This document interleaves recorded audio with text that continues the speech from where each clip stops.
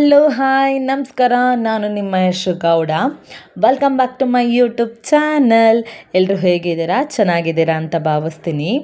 So ಇವತ್ತು Sunday. ಇವತ್ತಿನ vlog ಏನಂದರೆ, ಸಂಡೇ ಅಲ್ವಾ, ಸೊ ಔಟಿಂಗ್ ಹೋಗೋಣ ಅಂತ ಫಿಕ್ಸ್ ಆದ್ವಿ. ಲೈಕ್ ಎವ್ರಿ ಸಂಡೇ ಹೋಗ್ತಾ ಇರ್ತೀವಿ. ನಾನು ಯೂಶ್ವಲಾಗಿ ನನ್ನ ಹಸ್ಬೆಂಡಿಗೆ ಹೇಳ್ತೀನಿ ಸಂಡೇ ಅಲ್ವಾ ರೆಸ್ಟ್ ಮಾಡು ಅಂತ. ಬಟ್ ಅವರು ಮಾರ್ನಿಂಗಿಂದ ಒಂದು ಮಧ್ಯಾಹ್ನದವರೆಗೂ ರೆಸ್ಟ್ ಮಾಡ್ತಾರೆ. ಆಮೇಲೆ 4 o'clock ಮೇಲೆ ಬಾ ಆಚೆ ಹೋಗೋಣ ಅಂತ ಕರ್ಕೊಂಡು ಹೋಗ್ತಾರೆ.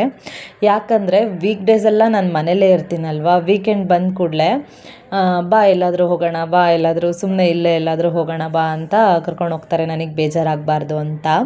ಆ್ಯಂಡ್ ಮೋರ್ ಓವರ್ ಡೈಲಿನೂ ಕೂಡ ಗೈಸ್ ಬಂದ ತಕ್ಷಣ ಗಾಡೀಲಿ ಒಂದು ರೌಂಡ್ ಎಲ್ಲಾದರೂ ಅಲ್ಲಿ ಇಲ್ಲಿ ಅಂಗಡಿಗಳಿಗೆ ಬಾ ಹೋಗೋಣ ಅಂತ ಕರ್ಕೊಂಡು ಹೋಗ್ತಾರೆ. ಸೊ ಅದು ನನಗೆ ಸಿಕ್ಕಾಪಟ್ಟೆ ಖುಷಿ. ಆ್ಯಂಡ್ ಹೋಗೋಣ ಅಂತ ಹೋಗ್ತಿದ್ದೀವಿ. ಆ್ಯಂಡ್ ನಮ್ಮ ಪಾಪಗೂ ಕೂಡ ಸಖತ್ ಖುಷಿ ಗಾಯ್ಸ್. ಎಲ್ಲಾದರೂ ಹೋಗ್ಬೇಕಂದ್ರೆ ಅವಳೇನೆ ಚಪ್ಪಲ್ ಹಾಕು ಅಂತ ಹಾಕ್ಸ್ಕೊತಾಳೆ, ಟೋಪಿ ಹಾಕು ಅಂತ ಹಾಕ್ಸ್ಕೊತಾಳೆ.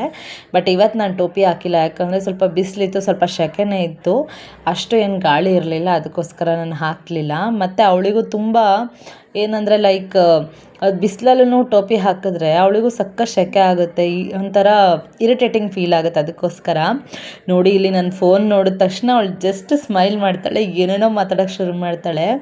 ಅಂದರೆ ಇದು ಅವಳನ್ನ ತೋರಿಸ್ಬಿಟ್ಟು ಇದು ಯಾರು ಅಂದರೆ ಪಾಪು ಅಂತ ಅವಳೇ ಹೇಳ್ತಾಳೆ.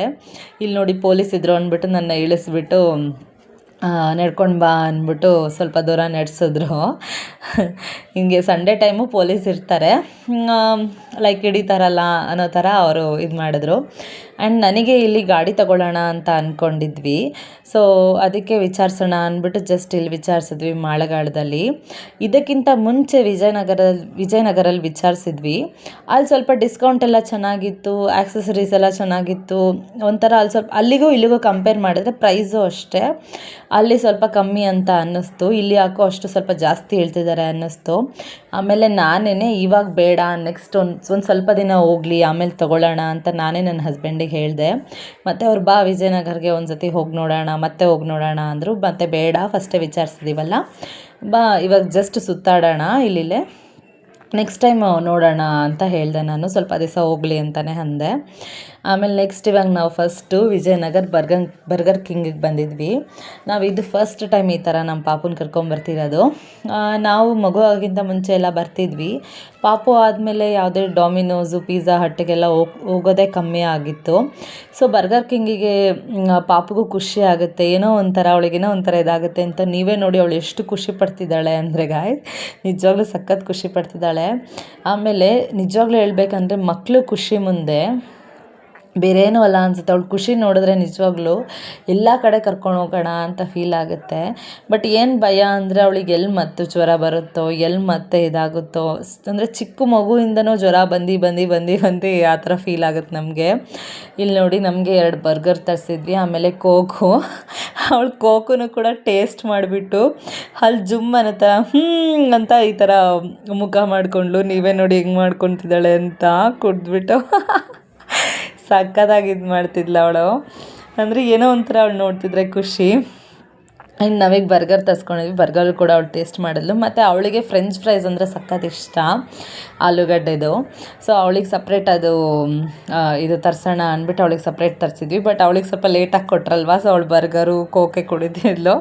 ಮತ್ತು ಅವ್ರ ಪಪ್ಪ ಇದ್ದರೆ ನನ್ನ ಹತ್ರ ಬರೋದೇ ಇಲ್ಲ ಗೈಸ್. ಬೆಳಗ್ಗೆಯಿಂದ ಸಂಜೆವರೆಗೂ ಅಷ್ಟೇ ನನ್ನ ಹತ್ರ ಇರ್ತಾಳೆ. ಅವ್ರ ಪಪ್ಪ ರಾತ್ರಿ ಬಂದ ತಕ್ಷಣ ನನ್ನ ಹತ್ರ ಅವಳು ಬರೋದೇ ಇಲ್ಲ. ಮಮ್ಮಿನೇ ಬೇಡ ಅವಳಿಗೆ, ಅವ್ರಿಗೂ ಪಪ್ಪನೇ ಸಾಕು. ನೋಡಿ ಎಷ್ಟು ಚೆನ್ನಾಗಿ ಅವಳು ಇದು ಫ್ರೆಂಚ್ ಫ್ರೈಸ್ನ ತಿಂತಾಳೆ. ಅವಳೇ ಸಾಸಲ್ಲಿ ನಾವೇನು ಮಾಡ್ತೀವೋ ಅದನ್ನೇ ಮಾಡ್ತಾಳೆ ಗೈಸ್. ನಾವು ಎತ್ಕೊಂಡು ಸಾಸಲ್ಲಿ ಹಚ್ಕೊಂಡು ತಿಂತೀವಲ್ಲ, ಸೊ ಅದನ್ನೇ ತಿಂತಾಳೆ. ಆಮೇಲೆ ಅವ್ರ ಪಪ್ಪ ಏನು ಮಾಡುತ್ತೆ ಅದೇ ಮಾಡ್ತಾಳೆ. ಹ್ಯಾಂಡ್ ವಾಶ್ ಮಾಡೋದು, ಟಿಶ್ಯೂಲ್ ಒರೆಸ್ಕೊಳ್ಳೋದು, ಅವಳೇ ಮೂತಿ ಒರೆಸ್ಕೊಳ್ಳೋದು, ಲೈಕ್ ಅವಳೆಲ್ಲ ಅವ್ರ ಪಪ್ಪನ ನೋಡಿ ತುಂಬ ಕಲ್ತ್ಕೊಂಡಿದ್ದಾಳೆ. ನಾನು ಏನೂ ಹೇಳ್ಕೊಟ್ಟೆ ಇಲ್ಲ, ಎಲ್ಲ ಅವ್ರ ಪಪ್ಪ ನೋಡಿನೇ ಕಲ್ತ್ಕೊಂಡ್ಬಿಟ್ಟಿದ್ದಾಳೆ ಅವಳು. ಆ ಥರ ಸಖತ್ ಬ್ರಿಲಿಯಂಟ್ ಇದ್ದಾಳೆ. ನಾವು ಅಂದ್ಕೊತೀವಿ ದೊಡ್ಡವಳಾದ್ಮೇಲೆ ಇನ್ನೂ ಸ್ವಲ್ಪ ಇದಾಗ್ತಾಳೆ ಅಂತ. ಮತ್ತು ಇವ್ರಿಗೆ ಇಲ್ಲಿ ಸ್ವಲ್ಪ ತಿಂದಿದ್ದಷ್ಟು ಹೊಟ್ಟೆ ತುಂಬಿಲ್ಲ, ನನಗೆ ಹೊಟ್ಟೆ ತುಂಬಿತು, ಬಟ್ ಇವ್ರಿಗೆ ಅಷ್ಟು ಸ್ಯಾಟಿಸ್ಫ್ಯಾಕ್ಷನ್ ಆಗಿಲ್ಲ. ಸರಿ ವಿಜಯನಗರ್ ಫುಡ್ ಸ್ಟ್ರೀಟಿಗೆ ಹೋಗೋಣ ನಡಿ ಅಂತ ಕರ್ಕೊಂಡೋದ್ರು. ವಿಜಯನಗರ್ ಫುಡ್ ಸ್ಟ್ರೀಟಲ್ಲಂತೂ ಗಾಯ್ಸ್ ನಿಜವಾಗ್ಲೂ ಅಲ್ಲಿ ಇಡ್ಲಿ ಚಿತ್ರಾನ್ನ ಎಲ್ಲ ಮಾಡ್ತಾರಲ್ಲ, ಸಕ್ಕತ್ತಾಗಿ ಮಾಡ್ತಾರೆ ಸೀರಿಯಸ್ ಆಗಿ. ಇಡ್ಲಿ ಅಂತೂ ಸಕ್ಕ ಸ್ಮೂತಾಗಿರುತ್ತೆ ಗಾಯ್ಸ್, ಬಾಯಿಗಿಟ್ಟಿದ ತಕ್ಷಣ ಕರ್ಗೋಗುತ್ತೆ. ನನಗೆ ಫಸ್ಟ್ ಟೈಮ್ ಒಂದು ಸತಿ ಜ್ವರ ಬಂದಾಗ ಇಲ್ಲಿ ಕರ್ಕೊಂಬಂದು ಕೊಡಿಸಿದ್ರು. ಅವತ್ತು ನಾನು ಆ ಟೇಸ್ಟ್ ಇಟ್ಕೊಂಡಿದ್ದು ಇವತ್ತಿನವರೆಗೂ ಇಡ್ಲಿ ಅಂದ ಕೂಡಲೇ ವಿಜಯನಗರಕ್ಕೆ ಕರ್ಕೊಂಡು ಹೋಗು ಅಂತ ಹೇಳ್ತೀನಿ, ಅಷ್ಟು ಚೆನ್ನಾಗಿರುತ್ತೆ. ಸೊ ನಾವಿಲ್ಲಿ ಫುಡ್ ಸ್ಟ್ರೀಟಿಗೆ ಬಂದ್ವಿ. ಆಮೇಲೆ ಪಾಪು ಅಷ್ಟು ಊಟ ಮಾಡಿರಲ್ವ, ಪಾಪುಗೆ ಸ್ವಲ್ಪ ಪೂರಿ ಅಂದರೆ ಇಷ್ಟ, ಇಡ್ಲಿ ಅವಳಷ್ಟು ತಿನ್ನಲ್ಲ, ಪೂರಿ ಅಂದರೆ ಅಟ್ಲೀಸ್ಟ್ ಒಂದಾರ ತಿಂತಾಳೆ. ಅದಕ್ಕೋಸ್ಕರ ನೀವೇ ನೋಡಿ ಇಡ್ಲಿ ಎಷ್ಟು ಚೆನ್ನಾಗಿದೆ ಅಂತ ನನ್ನ ಹಸ್ಬೆಂಡ್ ತೊಗೊಂಡ್ರು. ನಾನೇನು ತೊಗೊಂಡಿರಲಿಲ್ಲ, ಯಾಕಂದರೆ ನಾನು ತಿಂದಿದ್ದು ಹೊಟ್ಟೆ ತುಂಬಿತ್ತು, ಅದಕ್ಕೆ ನಾನು ತೊಗೊಂಡಿಲ್ಲ.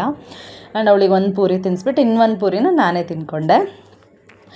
ಆ್ಯಂಡ್ ಅದೆಲ್ಲ ಊಟ ಎಲ್ಲ ಆಯಿತು. ನೆಕ್ಸ್ಟು ನಡೆದ್ವಿ. ಆಮೇಲೆ ಫೈನಲಾಗಿ ನಾವು ಬೀಡ ತಿಂತೀವಿ ಯಾವಾಗ್ಲೂ. ವಿಜಯನಗರ ಫುಡ್ ಸ್ಟ್ರೀಟ್ ಬಂದ ತಕ್ಷಣ, ಊಟ ಮಾಡಿದ ತಕ್ಷಣ ನಾವು ಬೀಡ ತಿಂತೀವಿ. ಸೊ ನನಗೊಂದು ನನ್ನ ಹಸ್ಬೆಂಡಿಗೊಂದು, ಪಾಪುಗೆ ಬಂದುಬಿಟ್ಟು ಚರಿ ಕೊಡ್ತೀವಿ.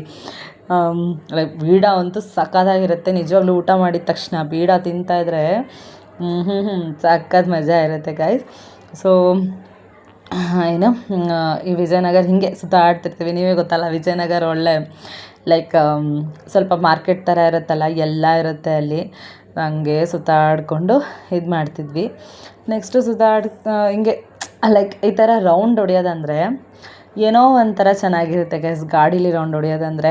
ನಾನೇನಂದರೆ ನೆಕ್ಸ್ಟ್ ನಾನು ಹೇಳಿಬಿಟ್ಟಿದ್ದೀನಿ, ನನಗೆ ನೀನು ಗಾಡಿ ಕೊಡಿಸಿದ್ರೆ ನನಗೆ ನಿನ್ನ ಜೊತೆ ಕರ್ಕೊಂಡು ಹೋಗು ಅಂತಲೇ ನಾನು ಕೇಳಲ್ಲ, ಡೈಲಿ ಒಂದೊಂದು ರೌಂಡ್ ಹೊಡಿತಿರ್ತೀನಿ ಅಂತ ನಾನು ಹೇಳ್ತಿದ್ದೆ, ತಮಾಷೆ ಮಾಡ್ತಿದ್ದೆ. ನನಗೂ ಅಷ್ಟೇ ಮನೇಲಿರೋದಕ್ಕಿಂತ ಗಾಡೀಲಿ ಒಂದು ರೌಂಡ್ ಹೊಡಿಯೋಕ್ಕಿಷ್ಟ. ಆಮೇಲೆ ನಮ್ಮ ಪಾಪುನ ರೌಂಡ್ ಹೊಡ್ಸೋಕ್ಕಿಷ್ಟ, ನಮ್ಮ ಪಾಪುನ ಸ್ಕೂಲಿಗೆ ಡ್ರಾಪ್ ಮಾಡೋಕ್ಕಿಷ್ಟ, ಪಿಕಪ್ ಮಾಡೋಕ್ಕಿಷ್ಟ.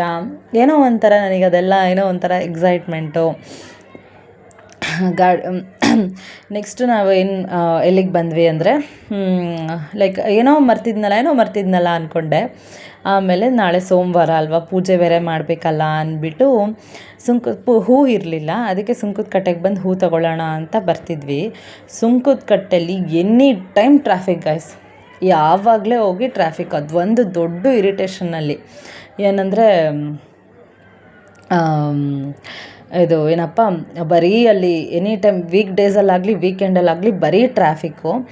ಸೊ ನಾನು ಆಮೇಲೆ ನೆನೆಸ್ಕೊಂಡೆ, ಮನೇಲೇನೋ ರೇಷನ್ ಇರಲಿಲ್ಲ ಅಲ್ವಾ, ಸ್ವಲ್ಪ ರೇಷನ್ನು ಅಕ್ಕಿ ಅದೆಲ್ಲ ತೊಗೋಬೇಕಿತ್ತಲ್ವ ಅಂತ ಅಂದೆ. ಆಮೇಲೆ ಸರಿ ಹಂಗೆ ಅದೇ ರೋಡಲ್ಲೇ ಡಿ ಮಾರ್ಟಿಗೆ ಹೋಗ್ಬಿಟ್ಟು ತೊಗೊಂಬಿಡೋಣ, ಆಮೇಲೆ ಹೂ ತೊಗೊಳ್ಳೋಣ ಅಂತ ಹಸ್ಬೆಂಡ್ ನೆನ್ಪು ಮಾಡಿದ್ರು. ಸೊ ಅದಕ್ಕೆ ಸ್ವಲ್ಪ ಅಕ್ಕಿ ರೇಷನ್ ಎಲ್ಲ ತೊಗೊಂಡು ಹಿಂಗೆ ಸ್ವಲ್ಪ ವೀಡಿಯೋ ಮಾಡ್ತಿದ್ದೆ. ಅಲ್ಲಿ ಮೇಡಮ್ ವೀಡಿಯೋ ಮಾಡಬಾರ್ದು ಅಂದ್ಬಿಟ್ರು. ಸೊ ಸ್ಟಾಪ್ ಮಾಡಿಬಿಟ್ಟು ಆಚೆ ಬಂದುಬಿಟ್ಟು ಪಾಪುಗೆ ಒಂದು ಪಾಪ್ಕಾರ್ನ್ ತೊಗೊಂಡ್ವಿ, ಆಮೇಲೆ ಐಸ್ ಕ್ರೀಮ್ ತೊಗೊಂಡ್ವಿ. ಐಸ್ ಕ್ರೀಮು ಕೂಡ ಸ್ವಲ್ಪ ಟೇಸ್ಟ್ ಮಾಡಿ ನೋಡಿದ್ಲು, ಮತ್ತು ಹಲ್ಲು ಜುಮ್ ಅಂದ್ಬಿಡ್ತು. ಆಮೇಲೆ ಅವಳೇ ಬೇಡ ಅಂತ ಅಂದ್ಲು. ಯಾರೂ ಕೂಡ ಮಕ್ಕಳಿಗೆ ತಿನ್ನಿಸ್ಬೇಡಿ ಗೈಸ್, ಯಾಕಂದರೆ ನಾನು ಸುಮ್ಮನೆ ತಮಾಷೆಗೆ ಅವಳಿಗೆ ಹಂಗೆ ಮಾಡಿದೆ ಅಷ್ಟೇ. ಕೋಕೋ ಅಷ್ಟೇ ತಮಾಷೆಗೆ 1-2 ಸಿಪ್ ಅಷ್ಟೇ ಅವಳು ಇದು ಮಾಡಿದ್ದು. ಅವಳು ಹೆಂಗೆ ರಿಯಾಕ್ಟ್ ಮಾಡ್ತಾಳೆ ಅಂತ ನೋಡೋದಕ್ಕೆ ಆ ಥರ ಇದು ಮಾಡಿದ್ವಿ ಅಷ್ಟೇ. ಬಟ್ ನಾವು ಕೊಡಲ್ಲ, ರೆಗ್ಯುಲರಾಗಿ ಐಸ್ ಕ್ರೀಮ್ ಎಲ್ಲ ನಾವು ಕೊಡಲ್ಲ. ನೀವು ಅಷ್ಟೇ ಗೈಸ್, ಯಾರೂ ಕೂಡ ಮಕ್ಕಳಿಗೆ ಐಸ್ ಕ್ರೀಮ್ ಅದೆಲ್ಲ ಕೊಡಬೇಡಿ. ಯಾಕಂದರೆ ಒಂದು 5 years 6 yearsವರೆಗೂ ಜಂಕ್ ಫುಡ್ಸ್ ಜಾಸ್ತಿ ಕೊಡೋಕ್ಕೆ ಹೋಗಬೇಡಿ, ಯಾಕಂದರೆ ಯಾವಾಗಲೂ ಹುಷಾರು ತಪ್ಪುತ್ತೆ. ಇದು ನನ್ನ ಪರ್ಸ್ನಲ್ ಎಕ್ಸ್ಪೀರಿಯನ್ಸು. ನಾನು ಚಿಪ್ಸು ಚಾಕ್ಲೇಟ್ ಎಲ್ಲ ಕೊಡ್ತಿದ್ದೆ, ಅದು ತಿಂದಾಗೆಲ್ಲ ಹುಷಾರು ತಪ್ತಿಲ್ಲ, ಅದಕ್ಕೆ ನನಗೆ ಭಯ. ಫೈನಲಿ ಸುಂಕದ ಕಟ್ಟೆಗೆ ಬಂದು ಹೂ ಕೂಡ ತೊಗೊಂಡ್ವಿ. ಸೊ ಇಲ್ಲಿಗೆ ನನ್ನ ವೀಡಿಯೋನ ಎಂಡ್ ಮಾಡ್ತಾಯಿದ್ದೀನಿ. ಫೈನಲಿ ಇವಾಗ ಮನೆ ಕಡೆ ಹೊರಟ್ವಿ. ಲೈಕ್ ಮಾಡಿ, ಶೇರ್ ಮಾಡಿ, ಸಬ್ಸ್ಕ್ರೈಬ್ ಮಾಡಿ. Thank you so much.